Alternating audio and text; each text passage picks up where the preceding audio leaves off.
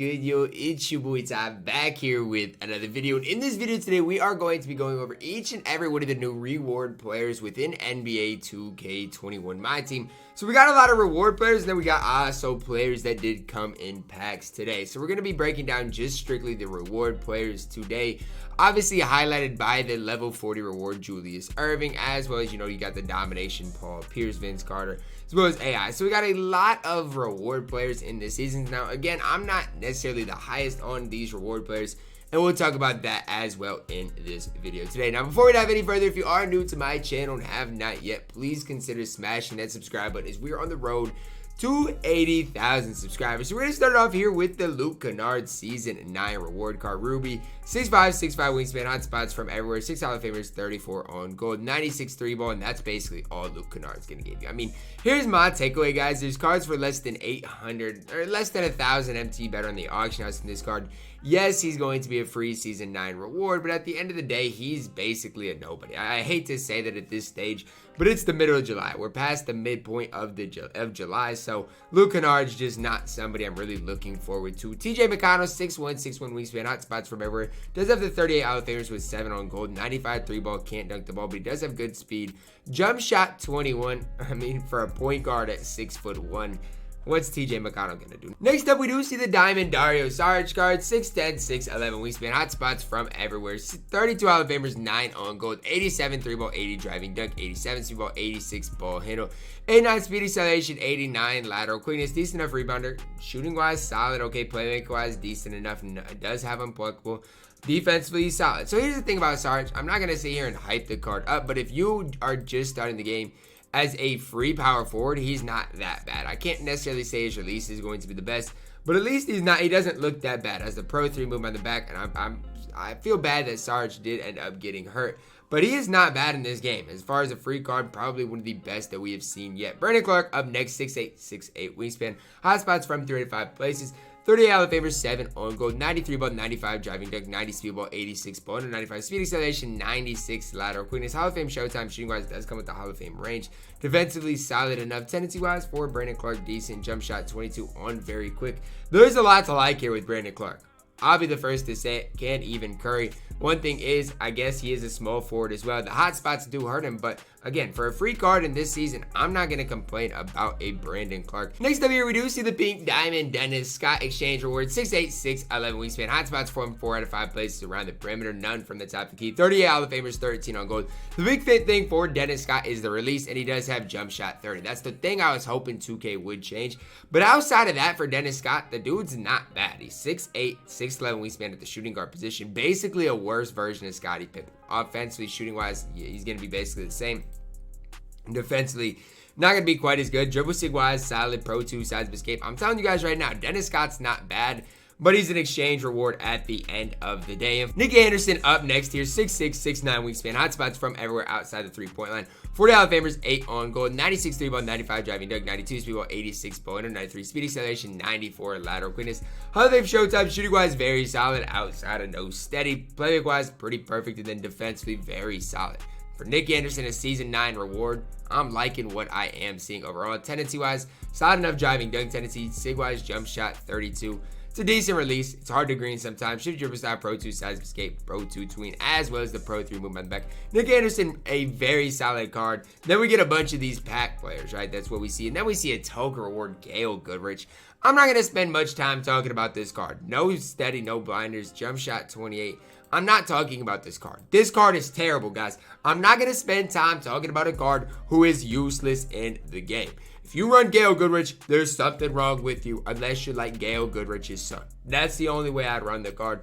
Larry Nance Jr. an exchange reward up next, and I'm actually intrigued to see what this Larry Nance Jr. is about. I feel like, if they make Larry Nance Jr. right, he could be solid. Look at the card here. I told you if 2K made this card right, he could be very solid. 6'9", 7'2" wingspan, 230 pounds. Hot spots from everywhere. 33 Hall of Famers, 8 on gold, 93 ball, 97 driving dunk, 90 speed ball, 86 ball, 94 speed acceleration, 96 lateral quickness. Hall of Fame showtime. Shooting wise, elite. Play wise, elite. Defensively, every Hall of Fame badge. It's going to come down to the release. I get it. He's an exchange reward. But Larry Nance Jr. is good. Jump shot 56.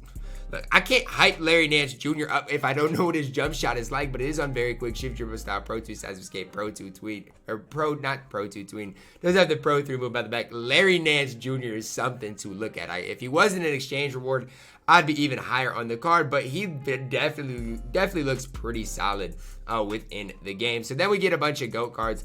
Invincible Russell Westbrook here. He's an original owner card. I don't know exactly how you get Russ. He's a reward card. I can promise you that because he is original owner. 6'3", 6'7", wingspan. I actually forgot how to get Russ. I'm trying to think. I'm trying to remember. He's one of the modes. Actually, I think he's the 2000. Or is he triple threat online? I'm not exactly sure how to get Russ Westbrook, but he is a reward card. 6'3", 6'7", wingspan, hot spots from everywhere, 65 Hall of Famers, 6 on gold. Big thing is, does Russ have blinders? And he does. So that's the really thing to look at. I mean, here's the thing, guys. We've already got this Dark Matter Russ. And if you've ever used the other Dark Matter Russ, this Russ is going to be basically identical. There's not going to be much of a difference. Russ is going to be fine, especially if you're on next gen. That's the one thing I want to tell you guys. But he's not a card I'd grind for. No matter how to get Russ, not a card I'd grind for on either gen. Victor Oladipo is Season 9 reward. The crazy part about it is Victor Oladipo is a Season 9 reward. And he's better than Russell Westbrook. 6'4", 6'9", wingspan, hot spots from everywhere. 55 Hall of Famers, 7 on gold. 97 3 ball, 98 driving dunk, 98 speed ball, 95 ball handle, 98 speed, 98 lateral quickness. Hall of Fame Showtime does have steady as well. So far we're seeing a lot of the small guards do have steady, and I'm fine with that. Jump shot 95, is that what he's always had? Which I think is a fine release. Now the big thing for Victor Oladipo for me is that he does have blinders. I'm not going to sit here and gas Victor Oladipo, but for a free card, he's not bad, right? For a free card, he's basically what you can look for. Now, Hakeem Olajuwon, right? He's the 1,000 token guy in the token market. 7 feet tall, 7'3" wingspan, hot spots from everywhere. And he's going to be Hakeem the Dream. The big thing, did they change his release? And they didn't. So that's kind of the one thing to note. If they had to change Hakeem's release and gave him, like, let's say the XM base or even the Ray Allen base, then I'd be high on Hakeem Olajuwon. But with set shot 18, it's tough because he's going to be basically like the GOAT Will or Invincible Will, who's okay, right? Hakeem's going to be fine. And as on next gen especially, I think he's going to be even maybe better because he has Pro 2 size or the Pro 2 size up with Shifty. But it's just hard for me because every center in the game now has that, right? He's not even going to be able to curry. So it just depends kind of what you're looking for. The Pro 3 movement on the back is nice, but Hakeem with that release is just not a card I can hype up too much. Allen Iverson, we're going to go to the next card. This card stinks. Paul Pierce here. We're just going to look at the release for Paul Pierce. Has the Paul Pierce release. So basically, I'm going to tell you, Paul Pierce is not worth anything as well. I know I'm saying that a lot, and I know I'm going to, kind of be maybe biased towards these cards, but there's no reason to grind for it. Now, Vince Carter, I'm pretty sure, is the domination ultimate reward. 6'6", 6'9", wingspan, hot spots from everywhere. 65 Hall of Famers, 5 on gold, 99 basically every stat. Showtime on Hall of Fame. He's a perfect card. The only downside is that he's only 6'6". Now, the upside to it is that he does have point guard eligibility. So I can't sit here and hate on Vince Carter's base on very quick. It's a fine release, Pro 2 size escape, Pro 3 movement back. What it comes down to for me, though, is Vince Carter worth the grind? And again, I don't think so. Domination, he's an invincible card. He's going to have a smooth release. He's going to be better on current gen than next gen, but he's just ultimately not going to be worth the grind. I know I'm saying it a lot, but it's just the way it is. Rui Hachimura here, another exchange reward. 6'8", 6'10", wingspan, hot spots from everywhere. 56 Hall of Famers, 11 on gold, 92 3-ball, 95 driving dunk, 93 speed, 86 boner, 94 speed acceleration, 95 lateral quickness. Hall of Fame Showtime shooting wise is solid. It's going to come down to the release again. And the crazy part about it is with jump shot 55, I do not like that release. It's basically the Carmelo Anthony release. Quick dribble style, Pro 2 size escape, Pro 2 tween. So it's a Pro 3 move by the back. Now, I know HTB is probably going to be liking this card, but that's not me. If I'm locking in any exchange reward, it's going to be Larry Nance Jr. just to see what that release is like. Invincible Isaiah Thomas, what are we doing here? Why am I getting an Isaiah Thomas? 5'9", 6'1" wingspan. I'm not talking about this card, guys. He's got Hall of Fame blinders, so if you're on next gen, maybe he's a fun card to use. But I'm not going to sit here and talk about it and I jump shot 14 Isaiah Thomas. That's not the point of this video. It's worth it or not. Not worth it. Not worth it with those two cards. Move on to the next one. Grant Hill Invincible card. Let's sit here and talk. I think he's triple threat online. He might be off. No, I'm pretty sure he is a triple threat online. Card 6'8", 6'11" wingspan. Hotspots from everywhere. 67 Hall of Famers, 5 on gold. Here's the thing. Did they change Grant Hill's base? And they didn't. So I love what Grant Hill is about. I love his everything, especially on the defensive end. The animations he gets defensively are just absolutely elite. similar to Kawhi on the defensive end. With the pink diamond Grant Hill, he beat people up. So I can't imagine what the invincible Grant is going to do. Quick dribble style, Pro 2 size escape, Pro 2 tween, Pro 3 movement on the back. Jump shot 1 on very quick is just the only thing. Obviously, he's not the best release in the game. I don't mind Grant Hill at the shooting guard or point or small forward position. I don't. Is he worth the grind? And triple threat online, maybe. I can't say he's going to be great or bad, but I do think he's triple threat online. If he's in the vault, I do apologize, but I'm pretty sure he is the triple threat online reward. Jerry West up next, guys. I'm pretty sure he's the 2000. No, maybe Jerry West is in vault, and maybe Russell Westbrook is the 2000 win triple threat offline. I think that's what it is. But I'm not going to spend time talking about Jerry West. This card stinks as well, guys. I'm not going to sit here and talk about a card who it absolutely stinks. Jerry West stinks. Isaiah Thomas stinks. Allen Iverson stinks. We'll move on to the next card. Invincible Dennis Rodman. Now, here's the thing. He's an ascension reward. Yes, his release is going to be despicable. But other than that, he's going to be fine. 6'7", 6'10 wingspan. And for an ascension reward who is free, he's not going to be that bad. Now, this release, yes, guys, is probably one of the worst in the game. Borderline unusable. But at the end of the day, for a free invincible card, Dennis Rodman he's fine. He's an ascension reward. You can't expect that much out of Dennis Rodman. Ray Allen up next, 6'5", 6'8 wingspan, hotspots from everywhere. 62 Hall of Famers, 6 on gold. Now, the big thing is, did they give him steady? They didn't. So another current gen type of Ray Allen card. He's going to be very good on next gen if you do apply blinders, but at that point, I would just pick up the Dark Matter Ray. Here's my thing with Ray Allen. Here's the ultimate thing. I think Ray Allen actually, is he the unlimited reward? I want to say he's the unlimited reward.